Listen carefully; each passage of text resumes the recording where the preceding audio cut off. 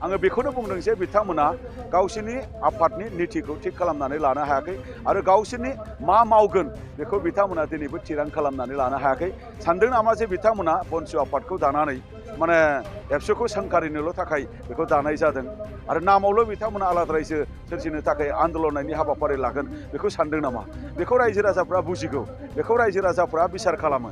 बिथांमोनखौ जोङो नुदों दिनै माने बिथांमोननि आन्दलन फैलार जानाय बेवहाय दुलाराय बर' फरायसा आफादखौ बा सोरखौबा बिथांमोना इनडाइरेक्टलि जोंनि आखाइ दं होननानै सानदों। जों आन्दलन खालामनो थाखाय आफाद दादों, नाथाय बिथांमोननि नीतिया थिग नङा, बिथांमोननि मेसेजआ थिग नङा, बिथांमोननि थांखिया थिग नङा, बिथांमोना दिनै फोथायजाथाव नङा। बिनि थाखाय दिनै बिथांमोना मानो थाखाय माने आन्दलना साक्सेस जायाखै गावसोर बिसार खालामनांगौ बेवहाय। रावफोराथ' गोहो गोलोन्दां माने सुबुंफोरनि राव बा गोहो गोलोन्दां आफादफोरनि रावसो।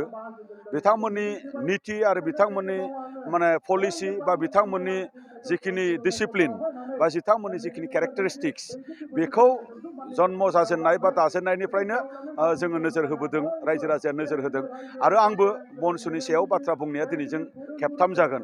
आङो बेखौनो बुंदों जे बिथांमोना गावसोरनि आफादनि नीतिखौ थिग खालामनानै लानो हायाखै आरो गावसोरनि मा मावगोन बेखौ बिथांमोना दिनैबो थिरां खालामनानै लानो हायाखै।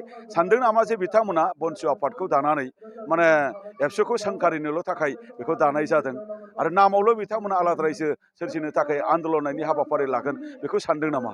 बेखौ रायजो राजाफ्रा बुजिगौ, बेखौ रायजो राजाफ्रा बिसार खालामो। बिथांमोनखौ जोङो नुदों दिनै माने बिथांमोननि आन्दलन फैलार जानाय बेवहाय दुलाराय बर' फरायसा आफादखौ बा सोरखौबा बिथांमोना इनडाइरेक्टलि जोंनि आखाइ दं होननानै सानदों। जों बुंदों जे दुलाराय बर' फरायसा आफादा जोङो बड'लेण्डनि जोङो डिमट नङा। बड'लेण्डखौ जोङो जेब्लायबो मदद खालामो, बड'लेण्डखौ जोंनो नांगौ। खालिबोल' नैबे समाव एकर्ड इमप्लिमेन्टेसन हाबाफारि थानायलाय जोङो बे समाव जोङो आन्दलननि हाबाफारि जोङो लाथ'नाय जायाखै आरो लाथ'नो हाया। दा बे बेलायाव बिथांमोना दिनै आन्दलन खालामनो थाखाय आफाद दादों, नाथाय बिथांमोननि नीतिया थिग नङा, बिथांमोननि मेसेजआ थिग नङा, बिथांमोननि थांखिया थिग नङा, बिथांमोना दिनै फोथायजाथाव नङा।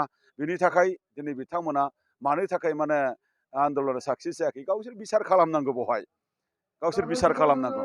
आरो बेफोरो जाफुंगोन आरो जाफुङा बियो राफोद दैदेननायनि गेजेरजों बियो डिपेन्ड खालामगोन। जोङो बेखिनि बाथ्राखौ आं बुंदों। पलिटिकेल आदायनि थाखायसो बेबायदि खामानि मावदों होननानै नोंथाङा सानो?